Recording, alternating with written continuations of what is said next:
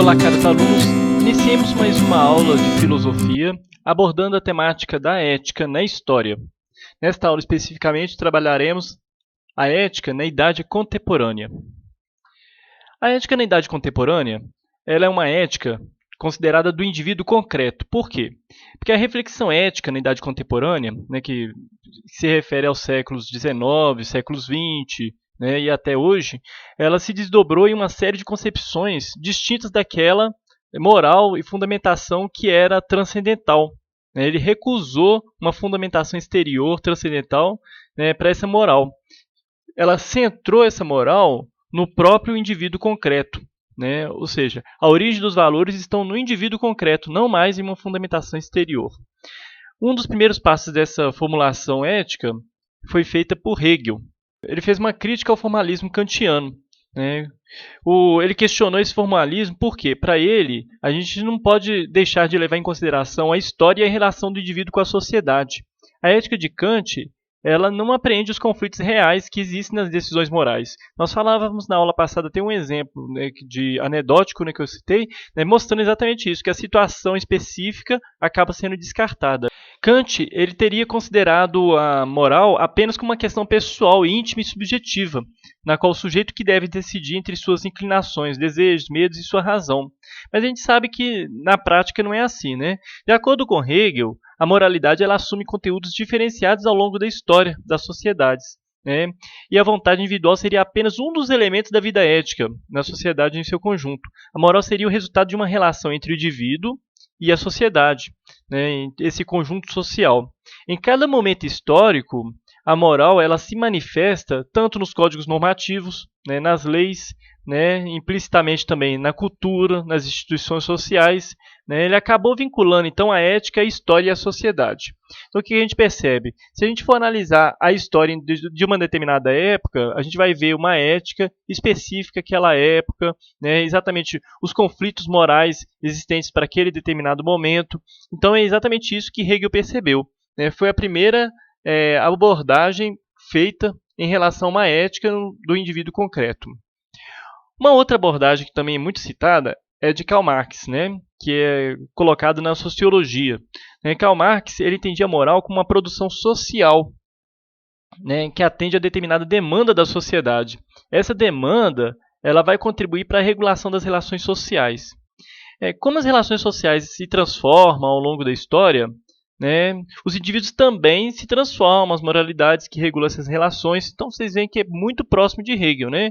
Então Marx ele compreende a moral como uma forma de consciência própria de cada momento do desenvolvimento da existência social. Os valores que fundamentam as normas morais derivam dessa existência social. Então, se eles derivam dessa existência, eles não são absolutos. Eles não valem de forma universal para todos os indivíduos, e nem para todos os tempos. O Cotrin, no livro dele, ele vai citar um exemplo que é o da liberdade. Ele vai falar que a liberdade, por exemplo, embora seja um valor universal, ela teve interpretações diferenciadas ao longo da história.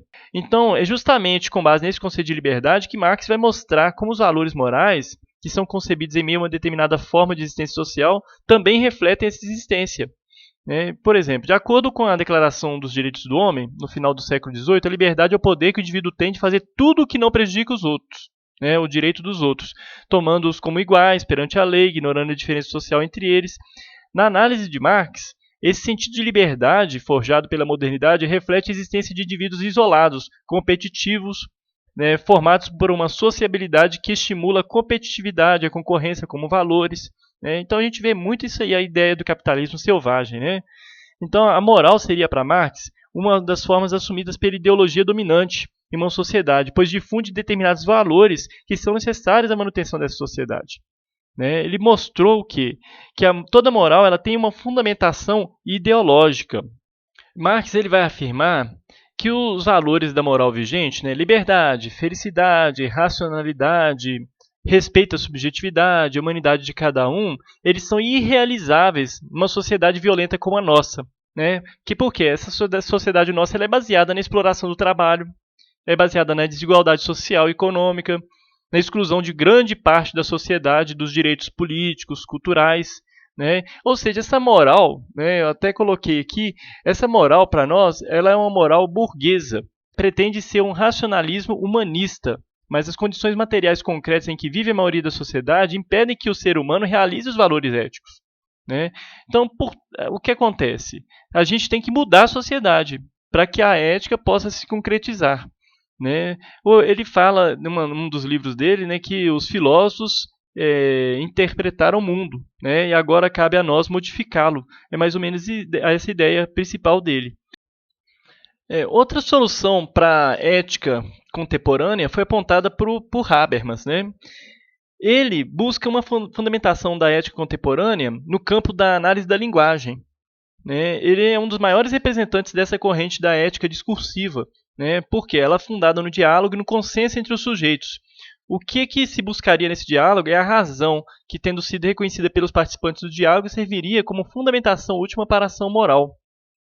Então, o que acontece? O conceito de razão em Habermas não é o mesmo do iluminismo, né? Porque aqui é uma razão comunicativa, que não existe pronta e nem acabada, né? Lá no iluminismo é ao contrário, né? Mas aqui ela se constrói a partir de quê? Da argumentação, que vai levando o entendimento entre os indivíduos, né? É uma razão interpessoal, né? E não subjetiva, é uma razão processual que vai sendo construída e não definitiva e acabada.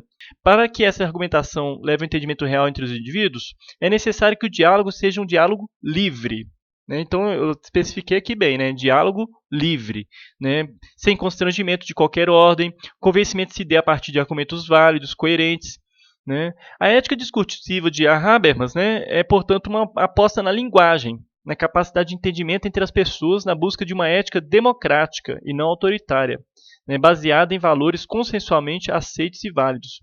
A grande questão que a gente começa a se colocar até que ponto a gente pode realmente atingir essa ética em relação a um mundo como o nosso, né? Como é que a gente pode ter um diálogo livre, igualitário, democrático, diante de tanta desigualdade, diante de tantos problemas sociais que a gente está vivenciando, né? Isso aí é uma questão que vai se colocar para a ética de uma maneira geral, é isso? Mas não deixa de ser uma grande contribuição para a história da filosofia. Esses recortes que eu fiz aqui de 3 filósofos foram só alguns exemplos, né, da ética contemporânea. Nós temos vários outros filósofos que também fazem uma abordagem ética, né? Alguns são até questionados em relação a isso. Por exemplo, o Sartre, né, que também faz uma abordagem a respeito da ética, mas nunca escreveu nada especificamente em relação à ética, né? Ele é sempre baseado na ideia da condenação do homem à liberdade, o homem como um ser humano plenamente livre, mesmo diante de todas as determinações, ele é essencialmente livre, né? E assim por diante.